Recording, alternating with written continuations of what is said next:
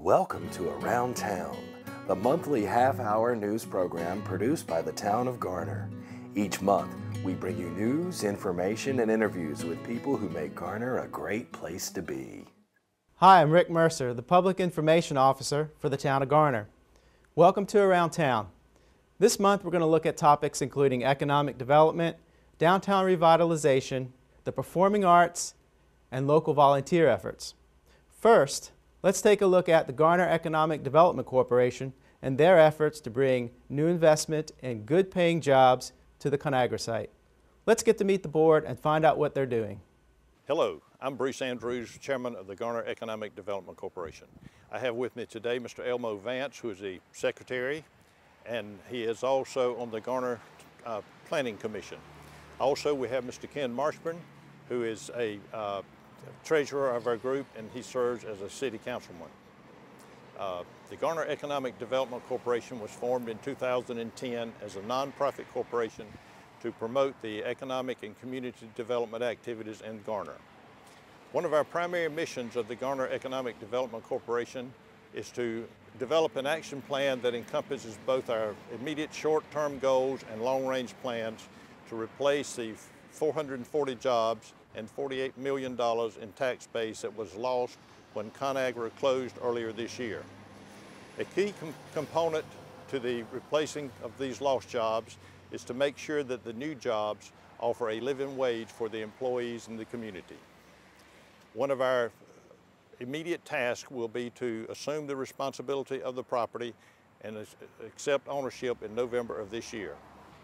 The Garner Economic Development Corporation was formed in 2010 as a nonprofit corporation to assist in the development and economic growth of the town of Garner. One of the primary missions of the GEDC is to develop an action plan for the further development and long-range development of the ConAgra property, which closed earlier this year.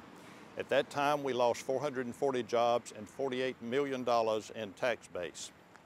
A key component to replacing these jobs will be sure that we have adequate, good-paying jobs and a living wage to replace these former workers. In August 2011, the GEDC submitted a request for qualifications to firms within the area. 4 consulting companies made presentations to the GEDC.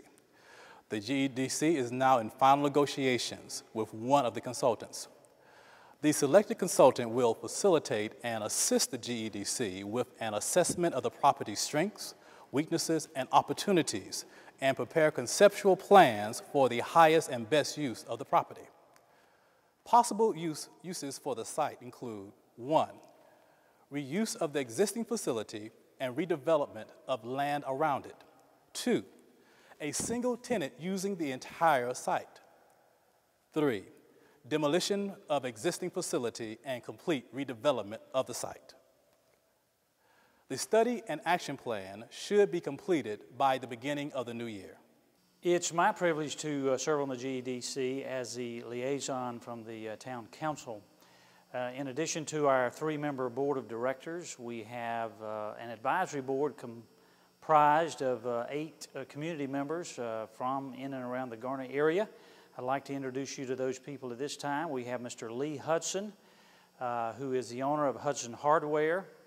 Jackie Gautreaux, who is owner of Prime One Realty, is a board member. We also have Jackie Johns, who actually serves on our town council, who's serving on the advisory board. Doris Hubner, who is the co-owner of a number of McDonald's franchises here in the Garner area. Marty Clayton, many of you know, who is from Pargus Energy. Ronnie Thompson, who is the owner of TT&E Iron and Metal Works. And then Ken Atkins, who is the executive director of the Wake County Economic Development Organization.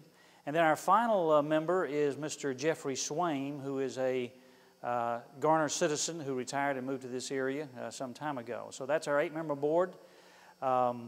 We also have ex officio members. Those are Tony Beasley, who is our town's economic development director, and also Mr. Hardin Watkins, who is our town manager.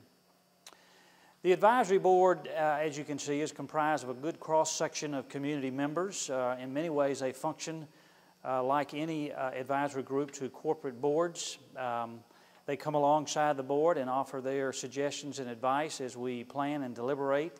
They will certainly be an instrumental part of our strategic planning process as they work with us in marketing the plan and working with a consultant that we've hired to give us some great ideas of how we can use this great facility.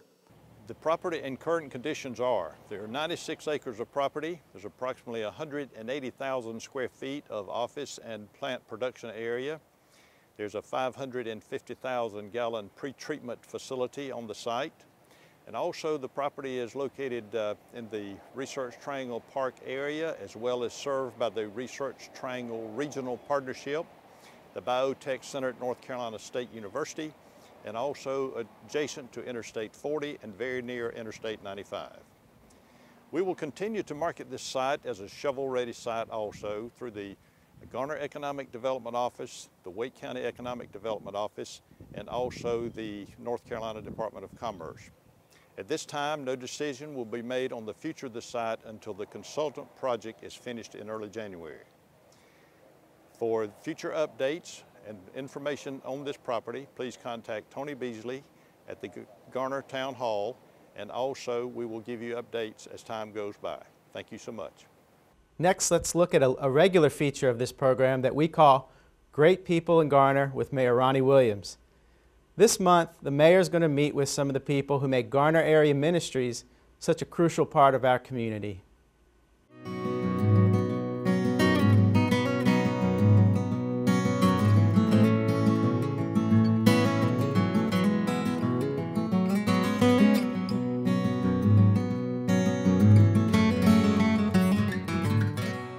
Hello, I'm Garner Mayor Ronnie Williams. Welcome to the segment we call Great People in Garner. Today I'm visiting with folks who enable Garner Area Ministries to meet some of the critical needs in our community. I'm joined by Joyce Cooper. Joyce, welcome to the show. Thank you. We appreciate your coming. How about telling our viewers about the services you provide to those who are needy in the community? We have financial help available for those who need, say they have past due light bills or water bills and their service is about to be disconnected. We have funds to help pay those bills. We also have a food pantry and a clothing closet for people who need free clothing. Generally, this is what we do on a daily basis, Monday through Friday, from 9 to 12. Just got big hearts and you help those who can't help themselves. That's right. Has there been an increased demand with the slow economy for your services? And it's still in that downturn. But has the economy played on the number of people who need your services? It has greatly increased the number of people who come in. People who've been laid off from their jobs and they just have no way of providing for their family.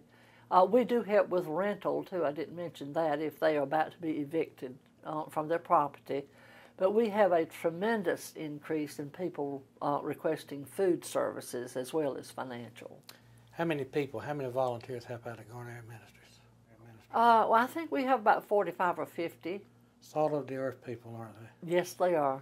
And yes, you provide some good leadership, I'm told. So. Well, but I've known you for a long time, and I've seen you here, and you just give unselfishly. In just a few weeks, we'll be celebrating, and I say we, as the town and the community, the 30th anniversary of Garner Area Ministries. What do you have planned? And tell us how things have changed in that 30 years. All right.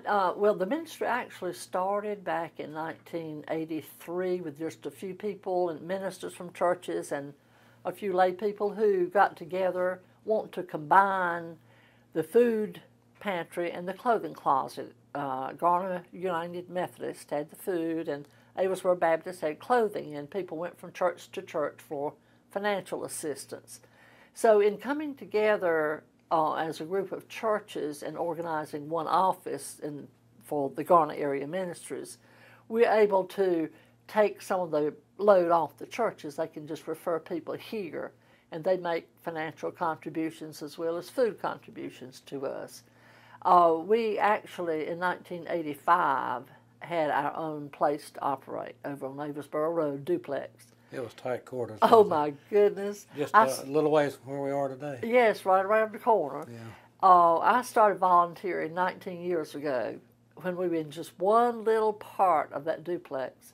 And we grew into the whole building eventually, and we're still crowded. And then we moved to double our footage from 1,500 square feet to 3,000 square feet when we moved over to Garner TV and Appliance Building in the back part of the building, thinking we'd be there for quite a while.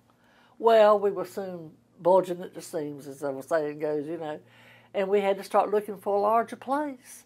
And when we came to this location at Garner Village, we have 5,000 square feet, and we thought, oh, well, this would take care of us for a long time. We haven't been here 3 years, and we are still just as packed and crowded as we can be. And it won't be long before you'll be out of the We're going to have to go into a bigger building. October the 9th is the date set aside to celebrate the anniversary. Tell us about the activities that are planned for that day. We are inviting the pastors and volunteers and people in the community who have known us through the years. We just want to get together and celebrate our 30 years of being active as a ministry. We will have just a short program, have different ones speak just for a short time, and then we'll have snacks, pickups, and people can mix and mingle and get reacquainted. Those who've been volunteers in the past will see their old friends and just mix and mingle and celebrate the 30 years that we've been in. Well, that's a blessing. And like I say, it's taking people like you and all those volunteers to keep it going. Yes, you have to have a special compassion and to want to do this. And all of our volunteers are very dedicated. What would you say to the people in the community once they see this taping and once they find out more about Garner Ministries? What would you say to them to let them know they can help do what you are doing, help contribute to the success, help donate articles and help donate canned foods and things for the thrift store? You would encourage them to do so because most people I know are blessed and it gives them a sense of giving back. We are having to spend a lot of our funds that are donated to us to buy food. We are having so many food requests that we really need food drives in the local churches to help supply our shelves. Now, the churches are very cooperative about this. We're getting a lot of donations, but we need more. The food is the big thing. We just want to thank all the churches in Garner for continuing to help us financially to stay in business, and we want to ask anyone who has a desire to help the needy in the community to come in and volunteer with us, and we are always open to new volunteers who would like to help us, and I'm sure as we go into a bigger place before too long, we will need many more volunteers. So we need food, money, and volunteers. All of the above.